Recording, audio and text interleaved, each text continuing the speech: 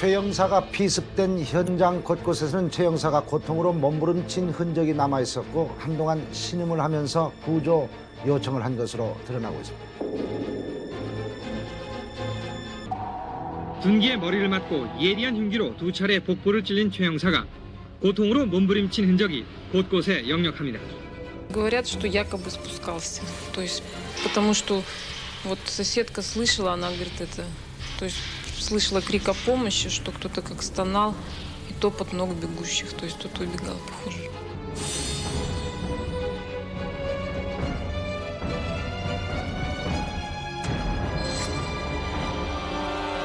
당시 블라디보스토크에 있었던 그 영사가 현지인들과 무슨 원한 관계가 있지 않았나라는 추측도 가능하잖아요. 그렇죠. 지금이야 우리가 블라디보스토크에 대게 먹으러 가고 한국에서 가까우니까 많이 여행들 가시는데 96년도 같은 경우에는 우리가 이제 그 구소련과 수교를 했을 때가 1990년이기 때문에 아직까지는 우리보다는 북한 입김이 훨씬 더 강한 곳이었어요. 그리고 두만강만 건너면 바로 블라디보스토크예요. 그렇죠, 바로. 그래서 어떻게 보면 북한의 뒷마당이에요. 그러니까 지금도 그렇고 그때도 그렇고 이 러시아와 북한은 협정을 맺어가지고 북한 보위부가 실제로 활동을 해요 거기서요. 실무 업무를 봐요. 그러니까 지금도 보위부가 가서 체포라고 신문할 수가 있어요. 블라디보스토크. 그리고 또 우리나라 같은 경우에는 블라디보스토크 그래도 시베리아의 경제 중심지이기 때문에 수교한 이후에 이제 목재라든지 그 수산물 거래하기 위해서 많은 사업가들이 가셨거든요. 그러네요.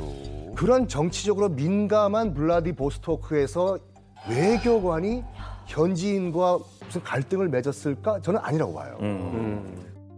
최덕근 영사가 어떤 인물인지부터 일단은 찬찬히 이야기를 좀 시작해 보는 게 진실에 좀 더 다가갈 수 있는 어떤 그 실마리가 되지 않을까 하는 또 생각이 듭니다. 인사 기록이에요. 이름 최덕근, 사진 있고요. 출생은 경기도 송판, 1942년생, 생일은 11월 2일. 그리고 소속은 당시에 외무부, 그러니까 외교부 공무원이었습니다. 이력이 굉장히 전문성이 있습니다. 한국 외대 노업과 졸업. 그러니까 러시아어를 전공을 했어요. 그렇기 때문에 자연스럽게 러시아에서 외교부 공관에 영사로 파견이 됐다라고 볼 수가 있겠죠. 85년 공무원 공채 합격했고요. 93년 2월에 우크라이나 대사관에도 부임을 했습니다.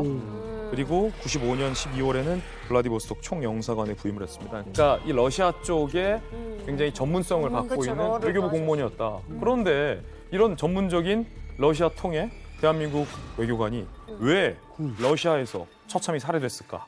이게 오늘의 의문입니다. 나이도 당시 지금 제 또래예요. 그러니까. 네, 50, 그러네요. 한셋 정도 됐을 나이인데 왜 이런 일을 겪었을까요? 아니 그리고 또 주목할 만한 점이 사건이 10월 달에 발생을 했잖아요. 근데 블라디보스토크 총영사관 부임한 게 12월. 그러니까 10개월 정도밖에 블라디보스토크에 있잖아요. 그 다음에 1년도 안 됐네. 1년도 안 됐는데 그 짧은 기간 동안 뭐 원한을 살 만한 일이 딱히 있었을 것 같지는 않아요. 그러네. 그 실제로 뭐 이 사건에 대한 기사들을 쭉 봤는데 당시 지인들과 동료들이 입을 모아서 얘기하는 게 그냥 성실한 공무원이었다.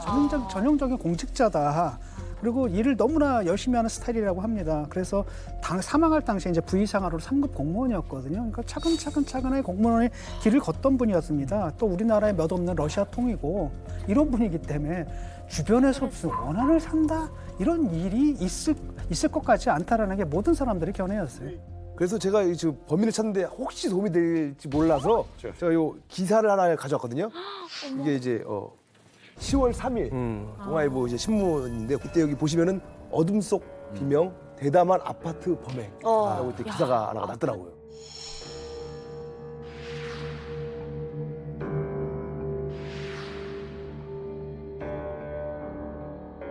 그 제가 98년도에 저 아파트를 가봤어요. 저 아파트를 가봤더니 저 아파트에 한인들이 많이 살았어요. 오, 아파트. 그리고 제가 갔을 때도 그 아파트에 한인들이 있었어요. 그러니까 아마 최덕근 영사 그분이 사실은 한인들이 많이 살고 있으니까 그 아파트를 택했을 가능성이 있고 이 외교관이라는 게 이제 61년도 비엔나 협정이라고 흔히 이야기를 하는데 차를 열고 가다가 단속을 당하잖아요. 네. 그럼 경찰이 창문 내려 면허증 달라고 손을 차 안으로 들이밀잖아요. 이 오스트리아 비엔나 협정 위반입니다.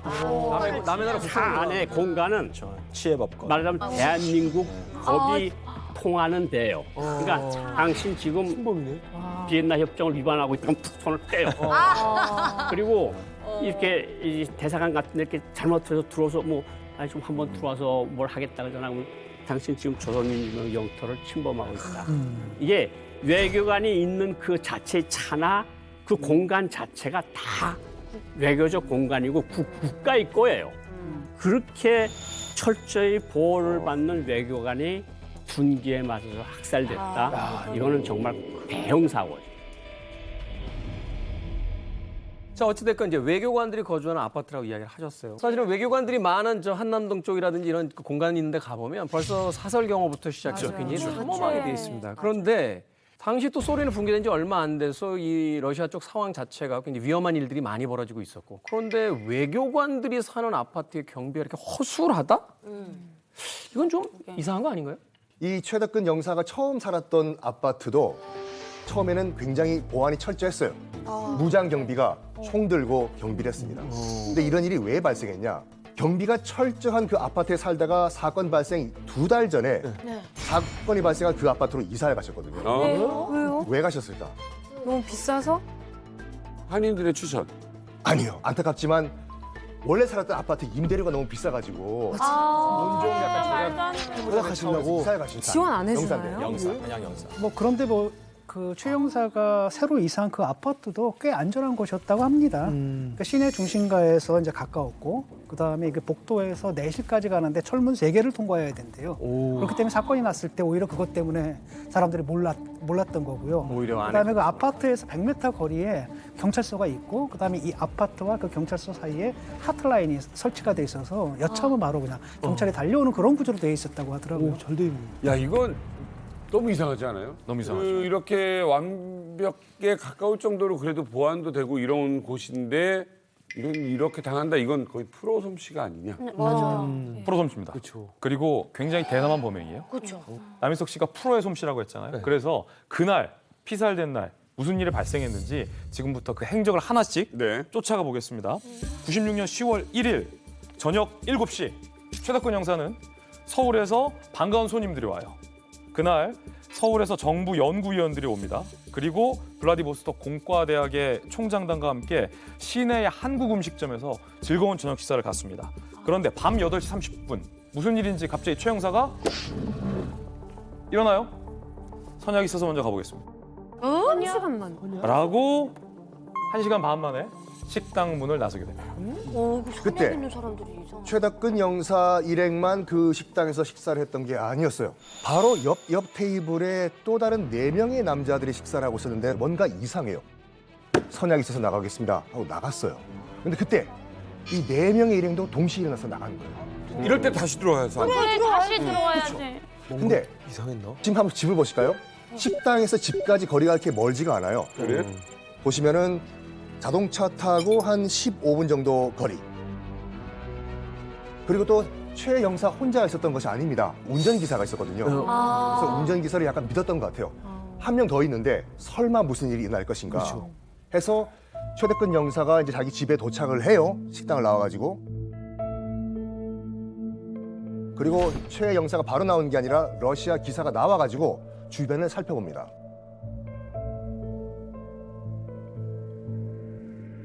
주변을 살펴보고 아무도 없다는 걸 확인하고 최 영사와 함께 아파트 쪽으로 걸어가요. 그럼 그 운전기사도 같이 있었어요, 피살 현장에? 만약에 운전기사가 끝까지 7층에 살았거든요, 최 형사가. 7층에 집까지 바래다 줬다면 최 형사는 어쩌면 지금도 살아 계실 수도 있어요. 그런데 무슨 일인지 그날따라 운전기사분이 이렇게 얘기해요. 영사님 그러면 집까지 같이 가시죠. 그런데 최 형사가 오늘은 괜찮습니다. 먼저 들어가세요.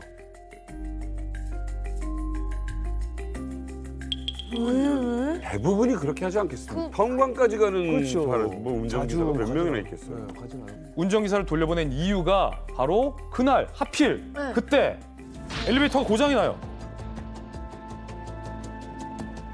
왜요? 뭐야? 그러니까 최 형사 입장에서는 이상하다. 엘리베이터도 고장 났는데 운전기사분이 계단까지 같이 7층을 오르기가 좀 미안하잖아요. 그러니까 나 혼자 그냥 계단 올라가면 되니까 기사님 먼저 들어가세요. 라고 돌려보낸 거예요.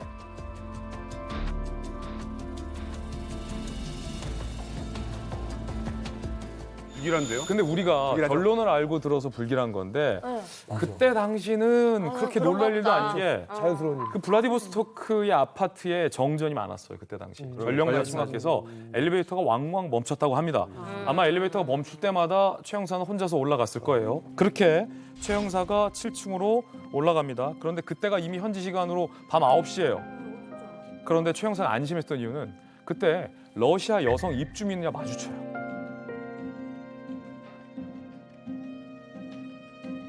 그 여성도 계단으로 내려왔으니까 별일 있겠어? 이러고 최 형사는 계단으로 올라갑니다.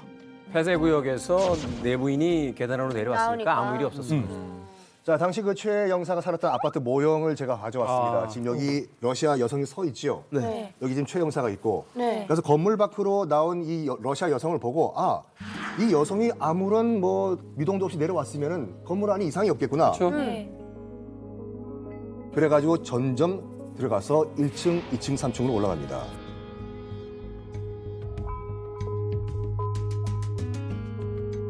일단은 정전이 됐기 때문에 불이 다 꺼졌어요. 네. 네, 네. 근데 달빛이 밝았기 때문에 달빛을 보고 올라갑니다. 보이게 하죠. 너무 무서워. 너무 무서워 진짜. 최 씨, 네. 아까 최 영사의 시신이 몇 층에서 발견됐다고 했죠? 3층. 3층 맞죠? 3층이죠. 3층. 그럼 3층에서 무슨 일이 발생했을까요?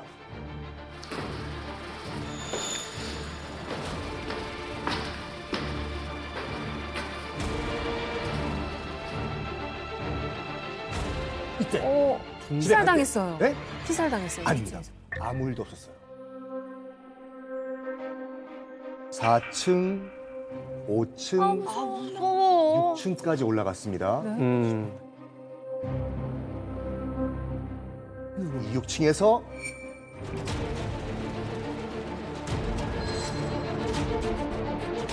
최 형사의 뒤통수를 6층에서 바로 저 위치에서 누군가가 뒤통수를 둔기로 가격을 합니다.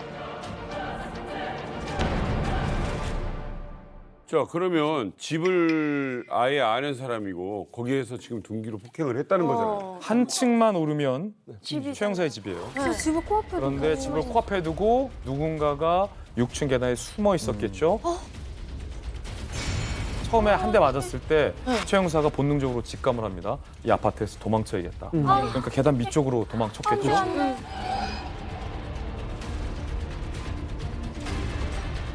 추가로 손도끼형 공구로 머리 부분을 내리칩니다. 어머머. 게다가 오른쪽 옆구리엔 날카로운 무언가까지 들어옵니다. 어머.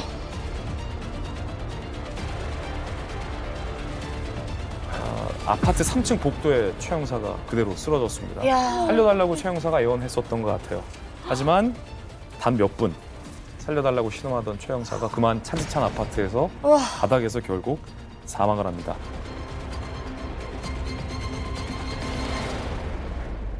이 출혈이 당시에 얼마나 심했는지 3층에서 최 형사가 쓰러졌는데 아파트 계단을 타고 2층까지 최 형사의 혈흔이 흘러내렸다고 합니다. 그만큼 매우 처참한 상황이었어요.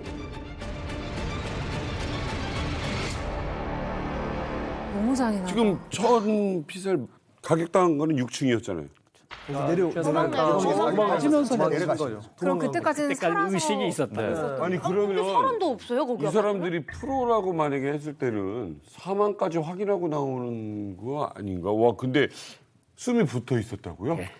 근데 그러니까 사람은 6층에서 맞았는데 3층까지 초인간적 힘으로 내려온 거야.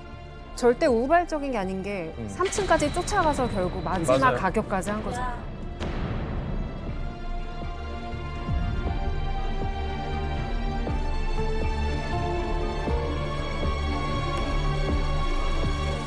근데 생각해 보세요. 얼마나 끔찍한 일인가. 지금 무서워. 이 자기 남편이 절명 당할 때 최 형사 부인께서는 지금 집에서 남편 기다리고 있었고. 가족이 씨가 있었어요. 소리는 왜 아내가 안? 있었어요. 아내가 있어요. 그리고 뛰는 바로 소리. 네, 혼자 바로 사는 아래층 사람들. 6층에는 동료가 살고 있었거든요. 어머. 외교관 동료가 맞아요. 저녁 식사 중이었어요. 자기 동료가 지금 3층에서 지금 야. 마지막 숨을 쉬고 있다는 걸 모르면서 식사하시고 부인은 남편을 기다리고 있어요. 아니 왜 그 소리가 안 들렸어? 안 들리나? 안 들릴 정도였다는 거죠. 네. 이제 신체적인 강한 타격을 입게 되면 비명 소리도 잘 안 나오죠. 퍽 했을 테니까 뭐 이 정도 소리밖에 안 나왔을 거예요. 자, 근데 이게 지금 중요한 거는 목격자. 목격자가 있을 수 있지 않을까? 그렇죠. 아파트인데. 근데 한국 사람들 많이 살죠. 그 여성은 목격자가 아니었을까? 이게 참 여러 그렇죠. 가지 거예요. 그러면 그 중간에 만났을 수도 있으니까 지나가다가도.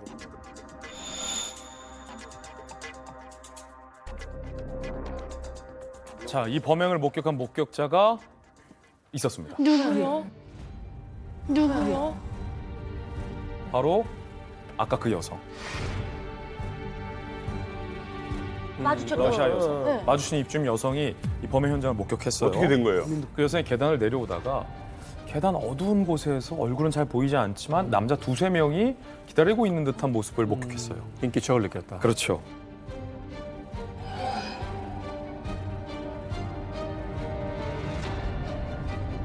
이 여성도 느낌이 좀 안 좋았다고 해요.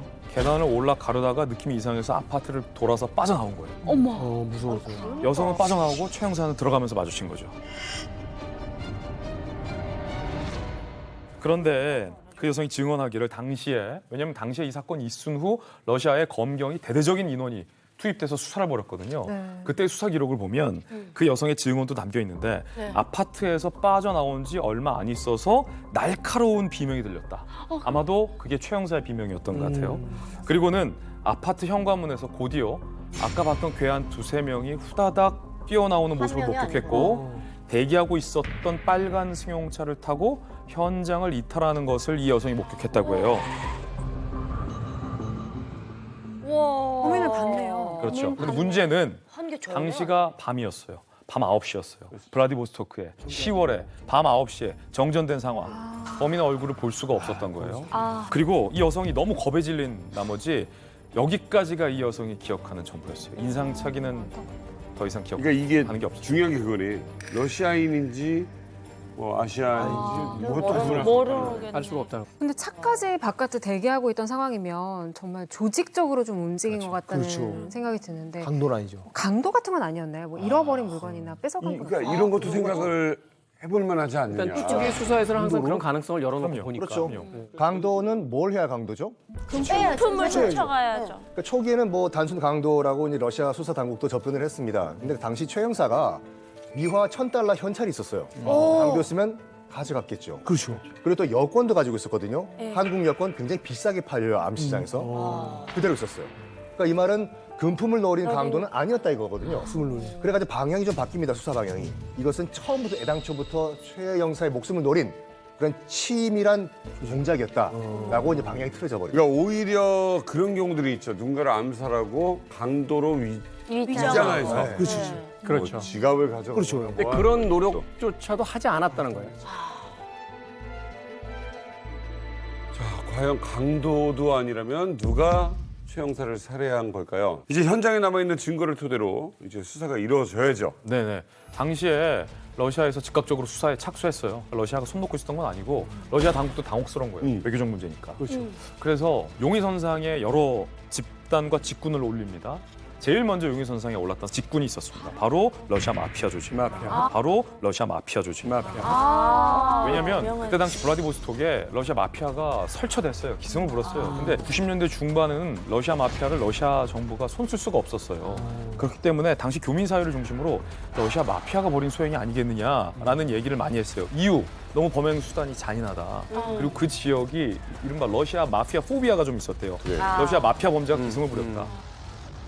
사실 그 당시에 이제 소련이 붕괴가 되고 KGB 요원들까지 마피아에 가담을 하거든요. 왜냐하면 소련이 붕괴되다 보니까 소련에서 있었던 많은 그 고용됐던 요원들까지도 직업을 잃게 되는 거예요.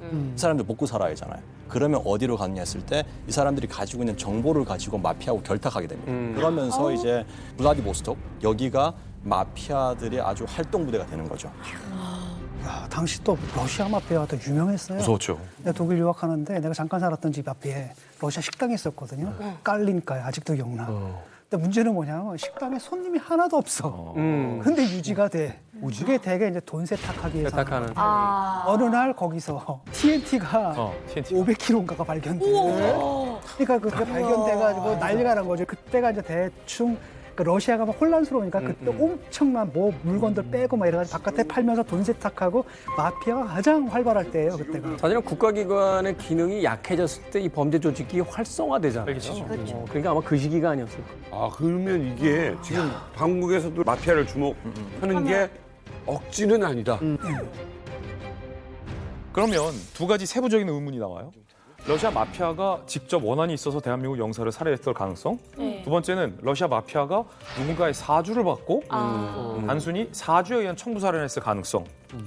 이 두 가지가 실제 그때 수사 당국에서도 용의선상에 올랐어요. 아니 근데 이게 외교관인 최 형사랑 사실 그 마피아랑 엮일 일이 있나요? 이렇게 외교관인데? 저 블라디보스토크에 2번을 가봤는데 네. 90년대하고 2000년대 가봤는데 완전히 대한민국 판이에요. 버스가 모래내 기자차 그걸 하나도 안 지우고 다녀요. 아, 수입해서. 그러니까 이게 왜 안 지우는가 하면 대한민국 차는 안전하다.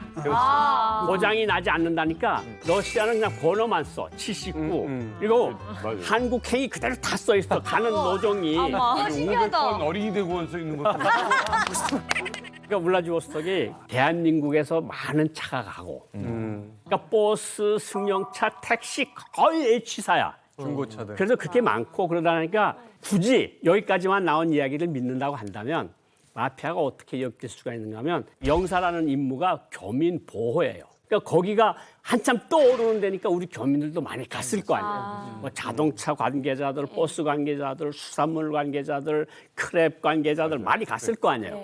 그러니까 거기에 많은 교민들이 가 있으니까 교민들을 보호하는 것이 영사의 가장 중요한 임무거든요. 그러면 영사가 마피아가 접근하면 그러지 말라.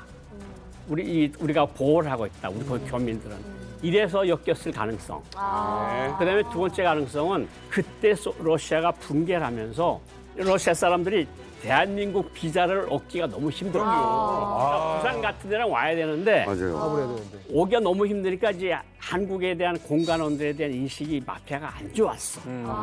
그런데 어쨌든 두 가지가 결린다면 우리 교민들의 경제 활동을 보호하고 교민들을 다치지 말라고 하니까 이제 마피아가 화가 났을 가능성. 그리고 비자 같은 것을 계속 안 내주니까 뭔가 경고를 해야 될 그런 필요성. 여기까지만 보면 말이 됩니다. 그래. 경고. 그러니까 이권이 있는데 마피아의 어떤 입맛대로 움직이지를 못하게 한국 영사관이 이제 제어를 하고 있으니까 그렇죠. 거기에 대한 어떤 경고라든지 보복. 또는 보복을 하기 위한 것일 수 있겠다. 게다가 뭐 러시아 마피아가 뭐 총기나 뭐 과메기 이런 것만 다루는 건 아니거든요. 업종 중에 하나가 청부살인이에요. 청부살인. $10,000만 주면 사람을 죽여준다. 이게 사업 중에 하나였거든요. 그러니까 처음에 교민들도 당연히 유력한 용의자는 쟤들이다라고 짚었던 거죠. 근데 교민들은 진짜 무서웠을 것 같아요. 우리나라의 외교관이 그렇게 아파트 한복판에서 피살될 수 있다면 나는 어떡하나, 누가 지켜주나 이런 불안함이 되게 컸을 것 같아요. 근데 김준 기자님. 예. 그러나 네. 저도 뭐 마피아 세계 궁금해서 이것저것 찾아보지만 마피아면 집에서 안 기다려요. 바로 총으로. 총 넓은 게 총이에요. 그래서 당시에 러시아 검찰 수사 당국이 초반에 용의선상에 마피아를 올렸지만 곧 이 마피아를 용의선상에서 지워버립니다. 그 이유 중에 하나가 러시아 마피아였으면 저렇게 손도끼형의 둔기로 머리를 여러 차례 내리치지 않았을 거예요. 이유가 뭐 있어? 기관단 총으로 쐈을 거다. 그러니까 마피아가 도끼질을 한다는 건 좀 상상이 안 돼요. 상상이 안 되잖아요. 그래서 러시아 마피아의 소행은 아닐 것이다 라는 게 당시에 지배적인 분위기였습니다. 러시아 마피아는 굉장히 유명한 게 뭐냐면 원샷 원킬이에요. 원샷 원킬. 이걸 여러 번 내리쳐가지고 너무 잘. 이 피해자가 6층에서 3층까지 내려오는 일은 없어요. 두 가지거든요. 아예 그냥 은밀하게 이 암살하든지 아니면 대놓고 드르륵 우리 러시아 마피아가 했다. 경고 차원에서 까불지 말라. 그렇지. 둘중 하나인데 이건 아니다. 일단 여러 가지 가능성이 있는데 그중에서 러시아 마피아는 일단 보기에서 지운다. 그럼 또 다른 유력한 용의자는 누굽니까? 다음 용의 선상에 오른 사람은 누굴까요? 교민들. 교민들이요? 교민? 놀랍게도 누구요? 북한 공작원이었습니다. 북한 공작원이었습니다. 내일을 좀.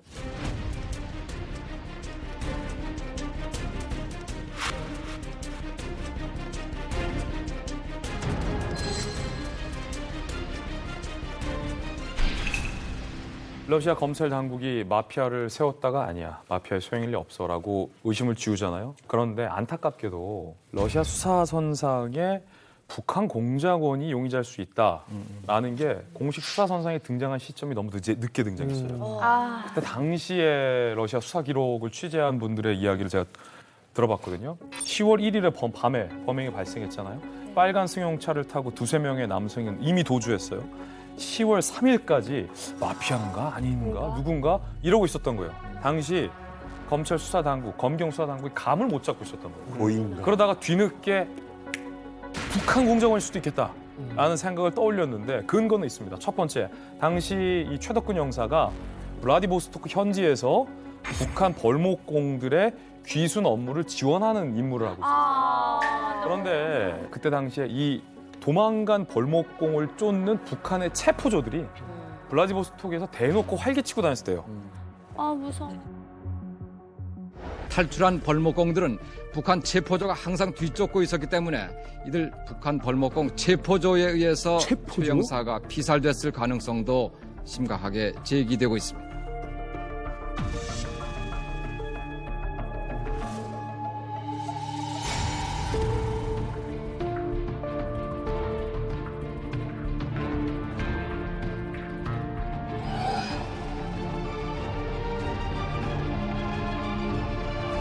저 손을 묶기도 하고 또 그다음에 이 다리에다 나무를 대죠.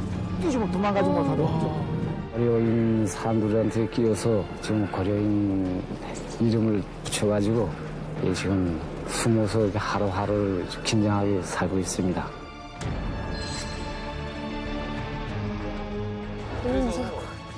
그때 교민들의 증언을 들어보면 지금도 이제 북한과 우호적인 국가에서는 체포조들이 돌아다니는데 지금 이렇게 못하는데 그때 당시에는 체포조들이 과격한 행동을 했어요. 지나가는 교민들, 우리 교민들 붙잡고 막 끌고 가려고 하고 있고 북한 영사관으로 막 무조건 끌고 가려고 했고 그렇죠. 현지에서 일단은 막 무력 행동부터 하고 그랬기 때문에 아무래도 단속반, 체포조 입장에서 최덕근 영사가 했던 건 눈에 가시 같은 일이었겠죠. 그래서 북한 체포조가 최덕근만 없으면 이런 생각을 했을 수도 있다라는 게 당시 실제 외무부의 여러 가지 판단 중에 하나의 의심이었습니다. 그러니까 최덕근 영사 이 벌목 그 조들을 계속 이렇게 좀 포섭하는 역할을 하니까 네. 체포조 입장에서는 계속 문책을 당했을 거 아니에요. 북한에서. 그러니까 가장 반대되는 사람으로서 제거하려고 하는 생각이 있었을 것이다. 어쨌든 간에 이 사건을 일으킨 유력한 용의자가 북한 사람일 거다라는 추측을 더 강하게 해주는 게 바로 뭐냐면 범행에 사용한 도구거든요. 일단은 그 등산용 손도끼. 근데 이게 당시에 그 북한의 벌목공들이 작업을 할 때 흔히 사용하던 도구였다고 합니다. 그다음에 그걸 갖다가 또 신변 보호용으로 또 갖고 다니기도 했었다라고 하거든요. 저는 조금 의심이 드는 거. 그러니까 북한 입장에서도 굳이 블라디보스토크에 있는 그 영사를 살해한다? 그렇거든요. 이거는 부담되죠. 러시아의 눈치를 봐야 되잖아요. 러시아 눈치도 봐야 되고 우리 외교관을 체포조가 암살했다는 가정이 맞는다 그러면 우리도 가만 안 있어. 그렇죠. 누구를 하나 우리도 뭐 손을 보든가 그렇지. 러시아 당국을 해서 누구를 체포해서 추방을 시키든가 이거 항상 외교에서 손해보는 노릇은 안 해요. 서로 돈랑돈랑이라고 이제 서로 주고받기가 꼭 있거든요. 그러니까 한 명 죽잖아요. 그럼 그 죽인 사람에 대한 그것도 보복이 또 들어가는 거거든요. 그렇죠. 그러니까 탈북민들을 체포해서 탈북민들을 도와줬다고 해서 현지 외교관을 살해하기에는 너무 납득 안 돼요. 그렇죠. 왜냐하면 이게 외교적으로 엄청나게 모험인 게 지금 내 영토 안에 다른 나라 공권력이 와가지고 테러를 한 거란 말이에요. 잘 생각해보세요. 김정남 사건 때, 암살 사건 때 북한하고 말레이시아가 뭐 했습니까? 단교했어요. 이렇게 큰 단교를 했어요. 큰 사안입니다. 그러니까 뭐 노동자만 추방시킨 게 아니라 단교했어요. 북한의 공작이라고 혹시 또 다른 뭐 증거 같은 거 좀 있나요? 예, 이제 분명한 건 증거가 있어야 돼요. 북한이 했을 거야라는 건 정확한 심정이잖아, 심증. 정확한 증거가 있어야 되잖아요. 아까 최덕근 영사의 당시 이제 유해를 보면 둔기로 맞은 머리 부분의 부상뿐만 아니라 3층쯤에서 무언가 오른쪽 옆구리에 날카로운 것으로 찌른 자국이 있다고 하잖아요. 지금부터는 과연 그게 뭐로 찌른 거며 왜 찌른 것인지에 대해서 좀 집중해 봐야 될 것 같아요.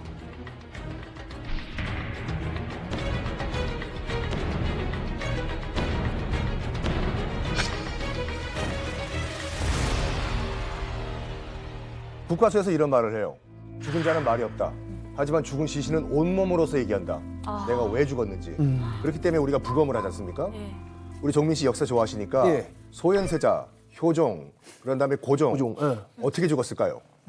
그때 혀 보니까 독살. 그렇죠. 예. 그 기록을 보면 이 효종도 그렇고 소현세자도 그렇고 그다음에 고종도 그렇고 부검을 딱 했을 때 어떻게 나왔냐면 온몸이 다 검푸르게 변했다라고 나와 있어요. 이 최 영사 일단 러시아 측이 이제 조사를 해봤더니 숨진 직후에 시신이 점점점 검푸른색으로 변했다라는 기록이 있어요. 인간 사람 시신이 그렇게 빨리 부패 안 하거든요. 이것만 봤을 때 이게 만약 이게 정말 팩트라고 하면은 분명히 독살이 됐을 충분한 개연성이 있는 거죠. 확실하게. 그 날카로운 것으로 오른쪽에 찔렸다고 했잖아요. 네. 그 부위는 어떻게 됐을지 좀 봐야 될 것 같은데 2차 정밀 검사 국과수의 부검 끝에 결과가 1차에서는 나오지 못했던 독극물 성질이 검출이 됩니다. 그 이름이 바로 네오스티그민 브로마이드라는 독극물이 2차 부검 때 검출이 됐습니다. 아니 흉기로 사람을 그렇게 무자비하게 폭행해놓고 독극물까지 썼다는 거는 확실하게 죽이겠다는 거죠. 그러니까. 자, 이 네오스티그민 브로마이드가 뭐냐면 북한 간첩들이 썼던 독침의 주 성분이 네오스티그민 브로마이드. 빼박이네. 맞아요. 예전에 이제 남파 간첩들이 주로 쓰는 주 무기가 독침이었어요. 독침 또는 독 만년필이었잖아요. 이게 얼마나 강력한 그 독극물이냐고 하면 청산가리 우리가 청산가리 몇 배 하는데 청산가리 자체가 독극물이에요. 그렇죠. 네. 오죽했으면 이 청산가리 캡슐을 들고 다니면서 유산시에 삼키려고 하지 않습니까? 이거의 5배. 그러니까 뭐냐면은 10mg만 몸에 들어와도 바로 직사라고 하는데 10mg 감이 안 오시죠? 10mg은 새끼 손가락 손톱 있죠? 네. 손톱의 3분의 1이에요. 이 정도만 흡입을 해도 호흡곤란과 심장마비로 바로 직사예요. 흡입을 해도요, 먹는 것도. 그렇죠. 위험한 자, 그러면 방금 뭐 이 볼펜 자국이 옆구리에 났다고 하는데 북한 공작원들은 어떻게 독극물 테러를 하는지 궁금하시죠? 네. 영상 준비했습니다. 보시죠. 엄마.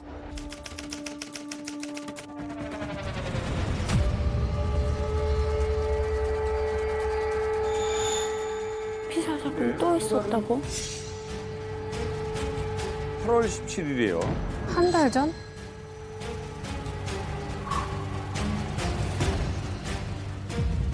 많이 들어오시는데? 엄마. 독극물이? 저게 독침이에요? 네, 저희 독침이에요. 맞아. 김정남.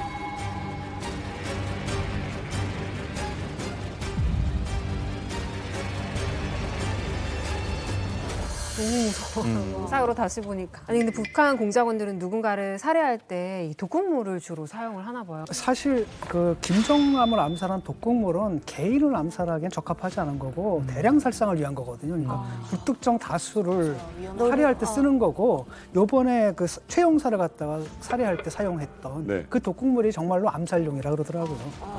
그 다음에 이게 뭐냐면 그 즉효성 독극물이라 해가지고 바로 효과가 나타나기 때문에 해독이고 뭐이고 할 여유조차 너무 바로 죽게 만드는 그런 거였다고 그래요.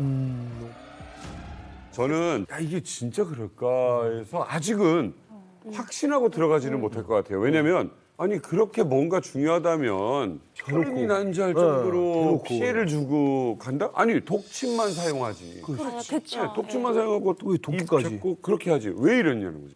지금까지 알려지지 않은 게 독극물에 대한 것이 직접적인 사인인지 처음에 이 두부에 맞은 둔기로 맞은 것이 직접적인 사인인지는 아직 러시아 측도 우리도 밝히질 않고 있어요, 사실은. 근데 확실한 건 뭐냐면 그냥 확실하게 제거를 했다는 거죠. 먼저 둔기를 맞아서 내려갔다가 숨이 좀 붙어 있었으면 주사를 놨을 수 있고 주사를 놔서 정신이 혼미해지는 상태에서 머리를 때렸을 수도 있고 그런데 여기서 보여주자는 것은 확실히 어느 상대방에게 뭔가를 보여주려고 했다는 거죠. 그러니까 예전에 그러니까 지금 멕시코 카르텔 그쪽 마피아들이 그러는데 이제 일부러 사람을 살해해서 자기들을 욕했다고 다리에다 걸어놔요. 그렇죠. 네.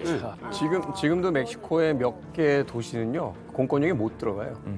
그런 식으로 이제 경고하는 그런 지역들이 꽤 많다라는 거죠. 근데 이거는 아내가 거기 살고 있고 다른 사람들도 살고 있는 데서 이렇게 그리고 또 현직 외교관 증명서를 가지고 있는 사람이고 외교관 관용차를 타고 다니는 그냥 외교관이잖아요. 외교관인데 그렇게 잔인하게 죽였다는 건 엄중하게 어디다가 보여주려고 했던 것 같아요. 더군다나 살해 장소가 네. 다른 지역들이 아니라 그 사람의 삶이 있는 공간에서 그런 테러를 감행했다는 건 확실한 어떤 보복 경고의 의미가 있다라고 그렇죠.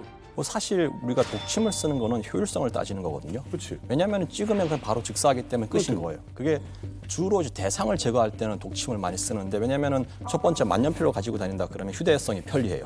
그리고 사건을 저지른 다음에 그걸 버리면 그만이거든요. 그러면 은폐용으로도 아주 쉬워요. 그리고 독침 맞은 사람은 육안으로 볼 수 없기 때문에 우리가 부검을 하잖아요. 그럼 시간이 또 걸리는 거예요. 맞아요. 근데 여기에 도끼를 쓰고 독침을 썼다는 건 저는 대상 제거와 공포를 확산시키기 위한 목적이 있다고 저는 보거든요. 그런 면에서는 테러라고 보거든요. 왜냐하면 그 아파트가 그냥 아파트가 아니라 저희 한인들이 있고 그 아래층에 또 동료가 살고 있잖아요. 경찰서도 가까워요. 그러니까요. 여기서 가장 중요한 건 이겁니다.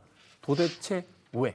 그렇죠. 왜 이렇게 확실하게 대상을 제거하려고 했고 또한 그걸 이렇게 처참한 방식을 사용함으로써 세상에 알리려고 했는지 우리가 상대를 제거했다라는 걸 알리려고 했는지 왜? 라는 질문이 여기서 가장 중요하지 않나 하는 또 생각이 드네요. 제가 당시 이 사건의 진실은 무엇이었을까가 너무 궁금해서 당시 이 사건을 현장에서 취재했던 뭐 기자 선배들 그때 당시 국정원 요원들 상대로 좀 취재를 해왔잖아요.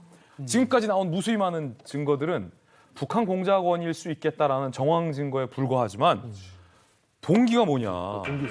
이게 지금 명확하게 해소가 되지 않거든요.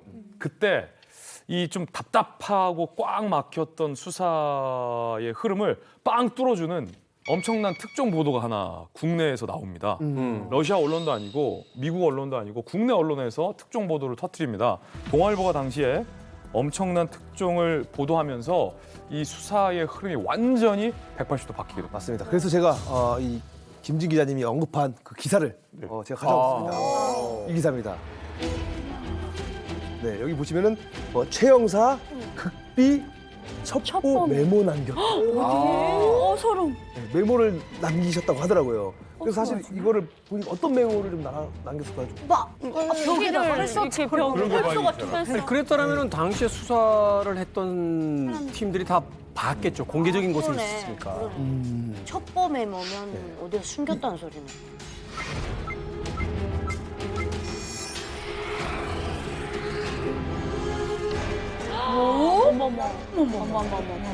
이게 메모라고? 그렇죠. 이거 일급 비밀 아니에요? 일급 비밀? 완전 일급 기밀인데?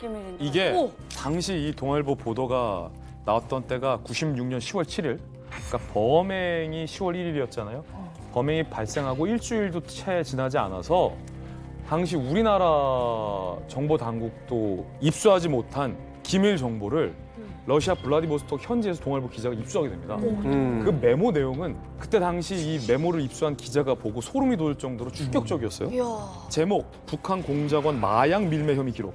자, 아까 보세요. 우리가 최 영사가 하고 있었던 업무는 뭐라고 했었어요? 탈출한 벌목공들 귀순 업무였잖아요. 근데 그게 아니라 북한 공작원의 마약 밀매 혐의를 캐고 다녔다는 얘기예요. 그러면서 우리 동아일보가 특종했던 내용을 보면 북한의 요직이에요. 박상철 부총리의 아들이 마약 거래를 했다. 근데 나중에 진짜 부총리는 아니었지만 굉장히 높은 북한의 고위직이었어요. 아들 마약 거래 혐의로 박상철이 날아가요, 북한에서. 굉장히 순도 높은 내밀한 정보를 최덕근 영사가 적어놨다? 이거는 보통 일이 아닌 거예요, 지금 보면. 어마어마한. 근데 어떻게 외교관이 이런 정보 내용을 캐고 다닌 거예요? 어떻게 할 수가 있어요? 뭔가 이상하죠? 네. 계속 뭔가 이상하죠? 그래서 사실은 최 형사에게는 동아일보 보도가 나는 이 순간까지 알려지지 않았던 비밀이 있었습니다. 이 보도로 인해서 최 형사의 비밀 한 가지가 그때 당시 만천하에 드러나게 됩니다. 제가 아까 최덕근 영사의 인사기록 파일을 소개해드렸잖아요. 네. 여기에 숨겨져 있는 인사기록 하나가 있습니다. 뭐냐면 바로 안기부? 사실은 최 형사는 외교부 소속의 외무공무원이 아니었습니다. 안기부, 다시 말해서 지금의 국정원 화이트요원이었습니다. 우와. 그러니까 영화 같다. 이제 1985년 나이 43세 공무원 공채를 한다. 오, 말도 안 되네. 그러네. 지금 지금 보니까. 소름 돋았죠? 마흔세. 뭔가 퍼즐이 맞춰지죠? 비밀 우리 국정원 요원이 러시아 현지의 영사로 파견됐고 대외적으로는 벌목공 지원 업무였지만 최 형사가 쫓고 있었던 것은 동아일보가 취재한 메모에 따르면 사실은 북한 고위급의 마약 정보랄지 아니면은 북한의 위조 달러와 같은 내밀한 정보를 최 형사가 쫓고 있었다라는 보도가 당시 동아일보 보도가 위험한 걸 하셨네. 영화 같은 일이 벌어졌어요. 영사관에 있는 분이 알고 보니까 국가정보원 안기부 직원이었다. 그렇죠. 그러니까 안기부 직원, 지금은 이제 국정원 요원이죠. 두 부류가 있습니다. 하나가 이제 화이트 요원이고 하나가 다른 하나 블랙 요원인데 보통 화이트 요원은 그 신분이 외교관이에요. 그러니까 영사관이 있으면 그 중에 외교부 직원이지만 사실상 안기부 직원인, 그러니까 국정원 직원인 사람들이 있죠. 그 사람들이 화이트 요원인데 화이트 요원은 사실 압니다. 상대국에서도 알아가지고 어느 정도 감시를 하면서 어느 정도 상호 양해가 되는 거예요. 왜냐하면 그 나라도 다른 나라에 화이트 요원을 심어놓거든요. 근데 단지 문제는 뭐냐면 상대국의 감시를 받기 때문에 활동이 자유롭지 못해요. 근데 두 번째가 이제 블랙 요원이거든요. 완전 신분을 위장하고 들어갑니다. 근데 식당을 차리든지 뭐라든지 사업가로 위장을 한다든지. 그러니까 여기서 감시망을 피해 있기 때문에 사실 폭넓게 정보 활동을 할 수가 있는데 문제는 뭐냐, 화이트 요원 같은 경우에 그러다 걸려도 정보 수집하다 걸려도 면책 특권이 있거든요. 외교관으로서. 근데 이건 완전 불법이거든요. 그래서 큰 문제가 발생합니다. 근데 김지 기자님, 이게 우리 국정원 요원이 이렇게 잔혹하게 살해를 당했는데 이 메모를 왜 우리 정보당국이 아니라 기자가 알 수 있느냐? 그럼 혹시 정보당국이 전해준 거냐? 이거 어디서 발견된 겁니까? 최 형사가 직접 자필로 쓴 꾸깃꾸깃한 메모. 네. 알고 봤더니 살해된 최 형사의 자켓 안주머니 속에 자켓 안주머니 속에 이렇게 메모가 있었다. 발견됐습니다. 이 메모마저 없었더라면 최 형사는 정말 미궁으로 진짜 미궁으로 가는 거죠. 예. 자, 그럼 지금부터는 이 꼬깃꼬깃한 메모 안에 어떤 내용들이 적혀 있었는지, 최 형사가 살해된 이유는 진짜 무엇일지, 최 형사가 살해되기 전까지 그는 블라디보스토크에서 어떤 첩보를 쫓고 있었던 건지에 대한 내용을 당시 이 특종 기사를 보도한 동아일보 선배 기자, 지금 은퇴하셨거든요. 네. 제가 좀 수소문을 해봤습니다. 그래서 오늘 이만갑 스튜디오에 모셨습니다. 직접 어디서 이 메모를 어떻게 얻었는지 직접 좀. 오 마이 갓.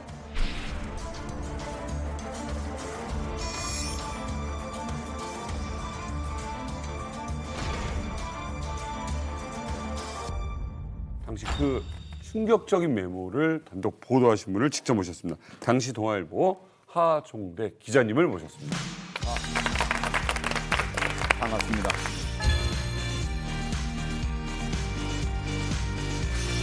지금 의심스러운 건 네. 기자님을 믿습니다만 기자님이 이걸 어떻게 알게 됐고 이걸 혹시 우리나라 안기부 당시에서 전달을 해준 건지. 그러니까 이거 어떻게 알았어요? 뭔지 궁금해 죽겠어요. 저도 이게 사실 희대의 큰 특종이 됐는데 왜 그랬냐면 사실 외국의 수사기관에서 그 수사하고 있는 내용을 거기 검찰청까지 들어가서 그걸 일면 톱으로 쓴다 하는 거는 지금까지 없었어요. 네. 저도 평생 동안 처음 있었고 아마 동아일보에서도 없었고 다른 언론사에도 없었는데 제가 그날이 이제 일요일인데 거의 해가 질 무렵 어둑어둑할 때요. 그런데 갔더니 불이 살짝 하나가 켜져 있더라고요. 근데 가서 이게 과연 검찰청인지 아닌지조차도 모르겠는 거예요. 그래서 이제 제가 가서 툭툭 두드리니까 어떤 안경 도수가 아주 높은 고도수의 그 남자가 나와가지고 얘기를 하길래 혹시 여기가 소비에트카야 검찰청이냐 그랬더니 맞다고 하는 거예요. 그러니까 제가 이거 진짜 맞구나. 제가 한국에서 왔는데 최덕근 형사 살해 사건을 여기서 수사한다고 들었다. 근데 혹시 그거 아느냐 그랬더니 그분이 이제 딱 자기가 그 수사 주인 검사라는 거예요. 그리고 자기가 거기에 현장 검증도 했다며 물어보니까 그 얘기를 듣는 순간에 가슴이 벌렁벌렁 하는 거예요. 그래서 제가 내가 좀 추운데 좀 들어가서 얘기하면 안 되겠냐고 그랬더니 풀으시라고. 그래서 제가 이제 들어갔더니 거기에 현장 검증했던 테이프를 넣어놓고 틀어놓고 있더라고요. 그 현장에 사고 현장에 피를 틀고 있어요. 예. 그때부터 물어보기 시작했죠. 현장 검증 언제부터 했느냐, 뭐가 발견됐느냐 그랬더니 거기에서 담배꽁초가 발견됐다. 그다음에 뭐 핏자국이 흘러내려갔다는 얘기, 그런 등등 얘기를 자세히 해줬죠. 와. 여기서 이 담배꽁초 얘기가 되게 중요해요. 담배꽁초가 어디 담배였죠? 이제 담배 꽁초가 9개가 발견되고 9개나? 담배를 안 피운 게 2개가 발견이 됐어요. 근데 뭐야? 담배가 그래서 제가 러시아 담배로 생각하고 무슨 담배냐 이렇게 물어봤더니 무슨 담배인지 모르겠다. 그래서 왜 모르냐 그랬더니 러시아에서 안 파는 담배라. 그럼 좀 특징을 얘기해달라 그랬더니 그 안 피운 것에 보니까 금색 줄이 2줄이 아하, 뭔지 있더라. 그 얘기를 금색 줄이 2줄이 아하, 뭔지 있더라. 그 얘기를 했어요. 뭔데요? 아 이게 러시아 담배를 안 피웠구나. 아 이게 러시아 사람하고 관련이 없을 수 있겠다. 그런 추정을 하기 시작한 거예요. 담배는 자기 거 그 기호가 있어, 기호. 그렇죠. 피던 걸 피게 되지.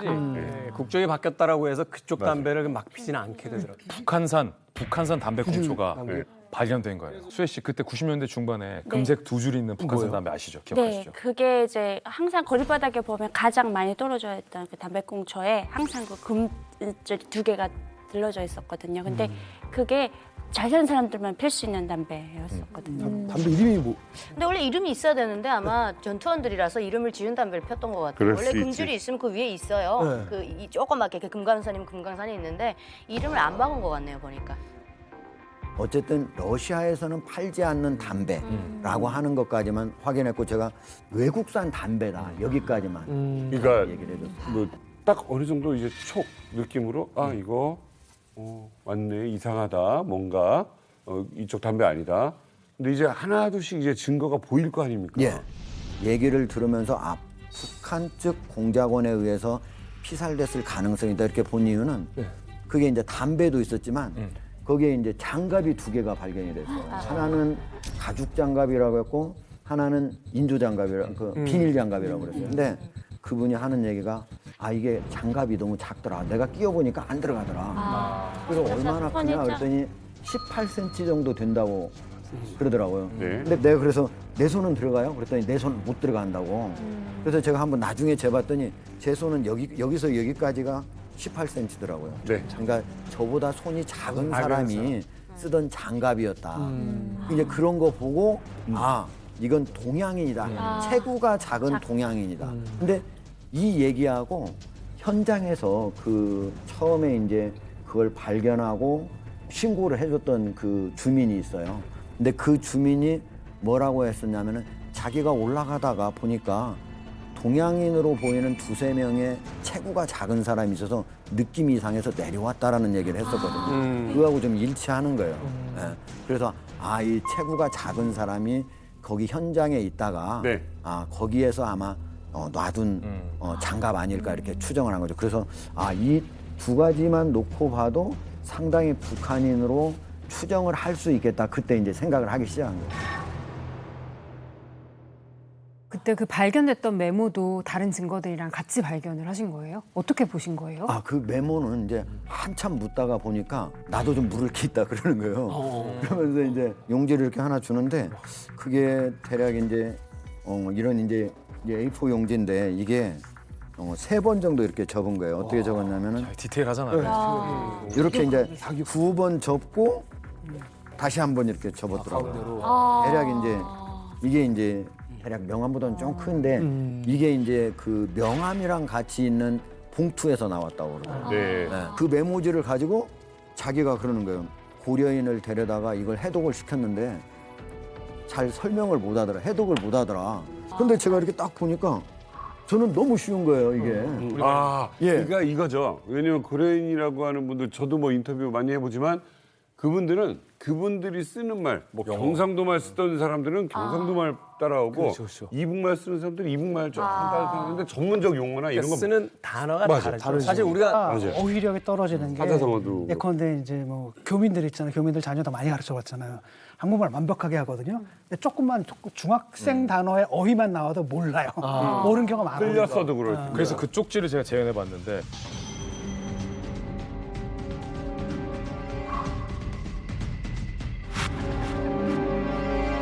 쪽지를 제가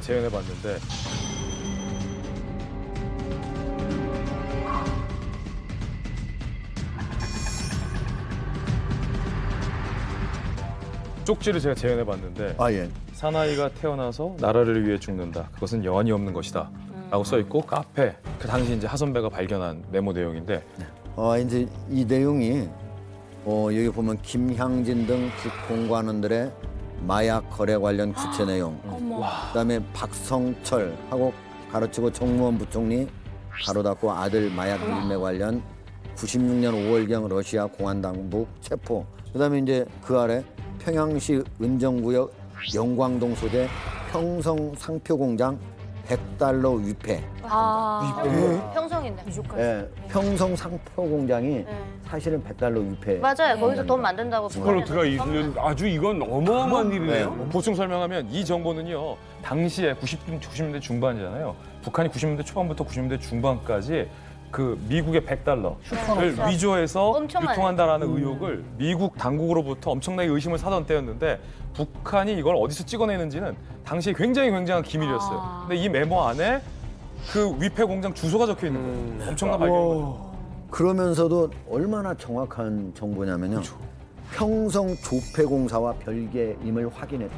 그러니까 북한의 별도 조직에서 찍어내는 평성 조폐공사하고는 또 다른 공장에서 위패를 만들고 있다고 하는 거를 확인한 거예요. 제가 이걸 보면서 이분이 진짜 대단한 대북 요원이시구나. 여기서 중요한 건 그거잖아요. 박성철이라는 인물이 누구길래 그리고 이게 보통 우리가 이런 뉴스 보면 걔가 여기서 마약을 하고 있나? 라는 걸로 이해하는데 그 문제가 아닌 것 같아요. 당시 부주석이었어요. 부주석. 그리고 부주석? 박성철 부주석이라고.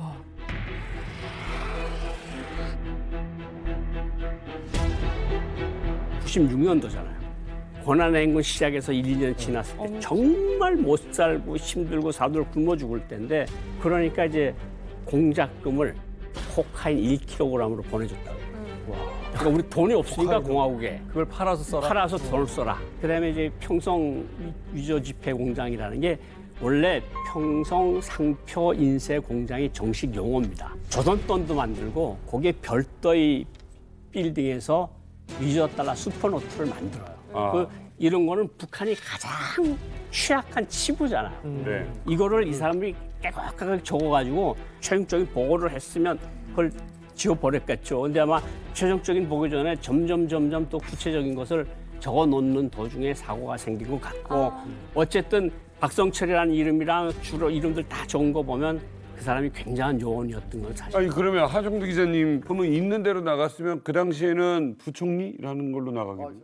저는 이제 사실 그분이 부총리인지 뭐 부주석인지도 몰랐으니까 써진 대로 이제 박성철 정무원 부총리에서 나갔는데 다음에는 그 안에서 이게 부총리가 아니고 부주석이라는 사실을 확인했는지 다음 기사에는 한국 와서 보니까 그게 직함이 바뀌어서 이제 부주석으로 나가기 시작했더라고요. 엄청난 일이잖아요. 그렇죠. 국가의 부주석의 아들이 마약 거래를 하고 있다고요? 예, 그분이 우리 남한에 와가지고 남북 간 대화를 할 때 박정희 대통령도 만났던 사람이라고 그러더라고요. 이거 엄청나게 높은 사람. 엄청나게 저는 거물이군요.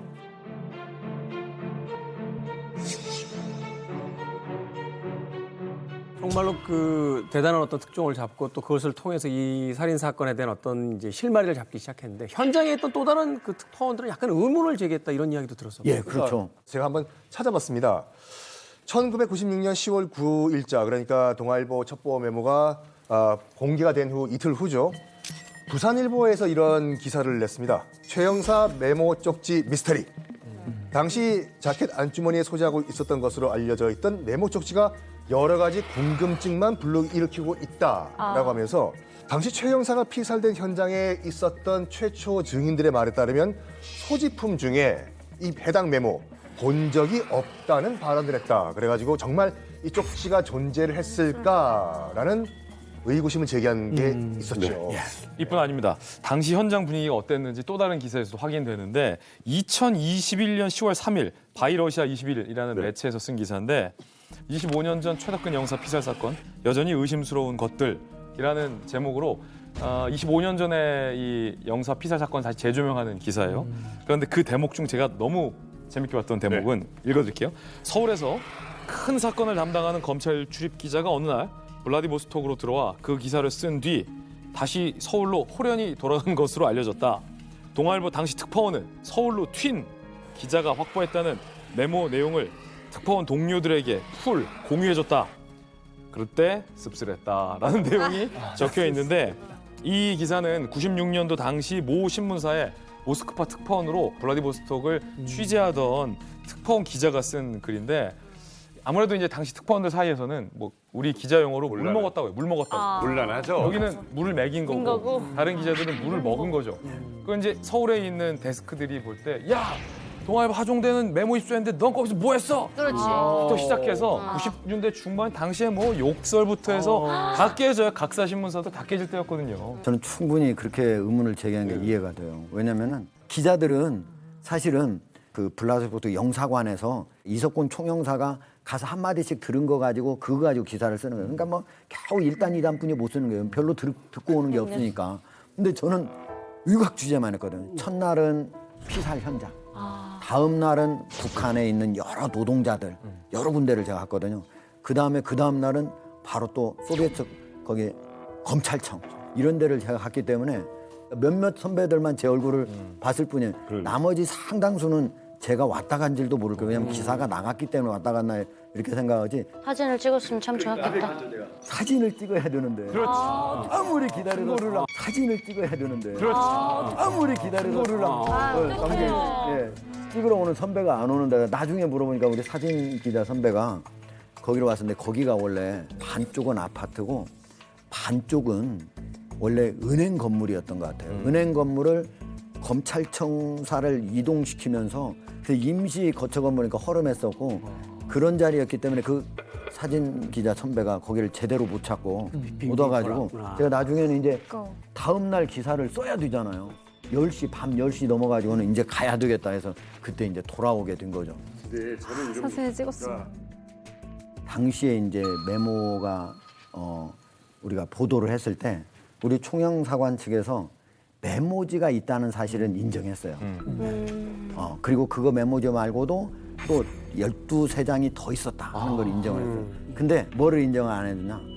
처음에 자기들이 메모지 받고 러시아 당국에서 그거를 수사의 단서로 쓸 테니까 양해해달라고 한 사실은 인정을 안 했어요. 왜냐면 그걸 인정하게 되면 원래 유류품을 확보해야 되고 그게 대북 공작 내용인데 그걸 당연히 우리가 확보해서 러시아 당국도 모르게 했어야 되는데 그거를 게을리한 셈이 되잖아요. 그러니까 우리 외교 당국에서는 그 얘기를 우린 못 봤다라고 얘기를 한 거야. 그러니까 이제 그게 이제 하나가 있었고 특종하고 한 이틀인가 지났는데 대박이다. 야, 종대가 이제 들어와도 된다고 그러길래 아니 국장님 제가 지금 있잖아요. 막 2중 간첩, 3중 간첩 지금 여러 사람 지금 취재할 사람이 엄청 많습니다. 그랬더니 기자가 되는 거예요. 야, 너 있잖아. 두 손 두 발 뛰어도 이게 그 일면톱 절대 안 나오니까 걱정하지 말고 그냥 들어와. 들어오라. 그래서 이제 들어오게 된 거죠, 제가. 근데 저는 이런 거, 그러니까 어떤 사건이 풀리는데 기자들과 서로 도움을 줘서 이게 관심에서 잊혀지지 않게 하고 이걸 서로 알리고 하는 관계가 되면 진짜 그거는 진실을 찾아가는데 굉장히 큰 도움이 되잖아요. 총장 됐겠는데요? 검찰총장. 그렇지. 엄청난 거를 풀었으니까. 그 검사 이름이 레오노프라고 하는 검사예요. 제가 그 다음날 기사를 쓰고 오후에 거기를 갔었거든요. 그렇죠. 근데 레오노프 검사 이름이 다른 사람 검사 이름으로 바뀌어 있는 거예요. 그래서 제가 이렇게 문을 살짝 이렇게 봤더니 다른 검사가 앉아 있는 거예요. 그래서 제가 아니 그 검사 어디 갔냐 그랬더니 그 검사가 직위해자가 됐다는 거예요. 어머머머머. 네, 그 검사가 직위해자가 됐다는 거예요. 어머머머머. 네. 그래서 제가 왜 그랬냐 그랬더니 수사기밀 누설죄로 직위해자가 됐다는 거예요. 미안하긴 하네요. 이거 인간적으로. 그렇죠. 제가 그래서 저하고 같이 갔다 이제 사진 기자 있잖아요. 사진 기자하고 그 이제 검사하고 검사 밑에 검사 15가 있었어요. 막 이제 넷이 이제 저녁 식사하러 가가지고 식사하면서 여러 번 제가 미안하다고 했더니 그분이 그 얘기를 하더라고요. 러시아 속담에 나이 20이 넘으면 자기 행동에 자기가 책임을 진다는 말이 있는데 이제 그만 미안하다고 얘기하라. 내 행동에 대한 책임은 내가 지겠다.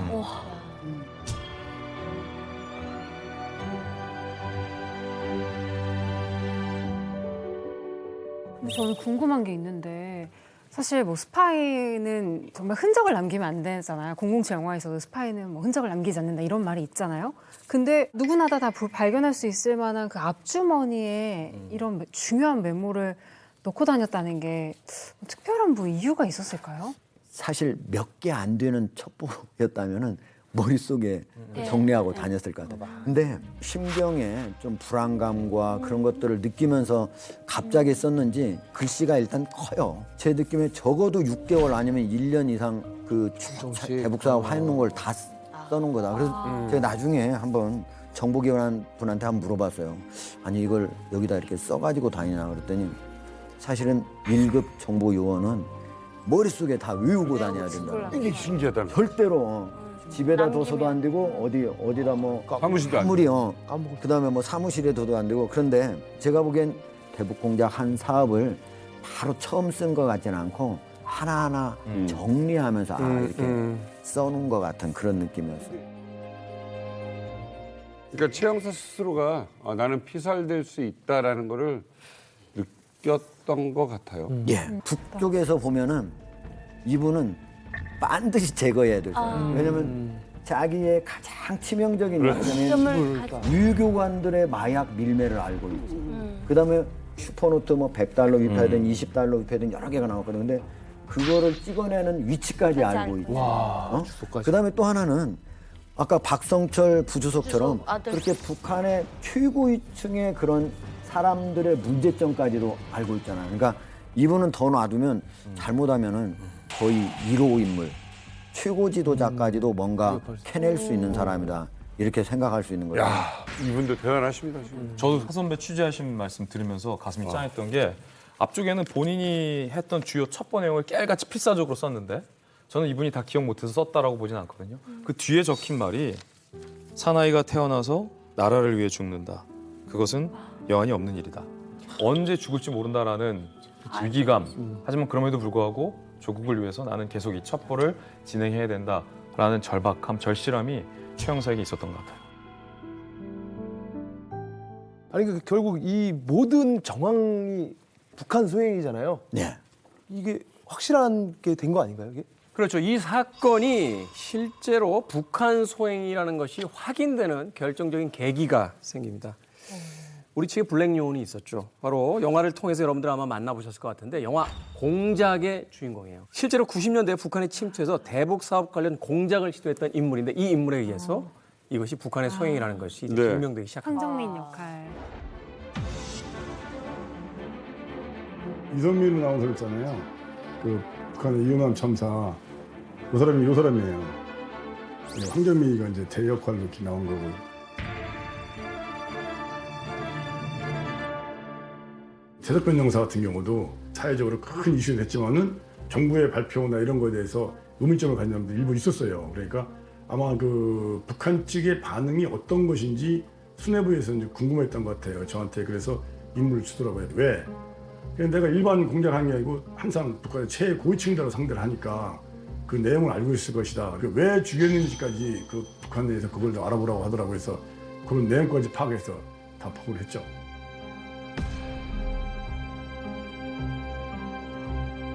최석근 영사는 그런 임무를 받았던 것 같아요.